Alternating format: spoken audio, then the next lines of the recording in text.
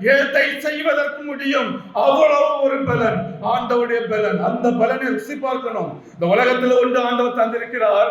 ஆண்டவர் ஆவிக்குரிய காரியத்திலே அவருடைய பலன், அவருடைய சமாதானம், அவருடைய கிருபை, இதை பெற்று வாழ்கிற ஒரு அனுபவம் ஒவ்வொரு நிமிஷமும் நம்முடைய வாழ்விலே இருக்கும் என்றால் நான் சொல்லுகிறேன், நீங்கள் தான் பாக்கியவான்கள்.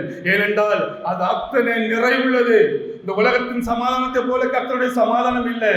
அது நமக்கு என்ன சொல்லவே தெரியும், உள்ளது பொங்கிட்டே இருக்கும்.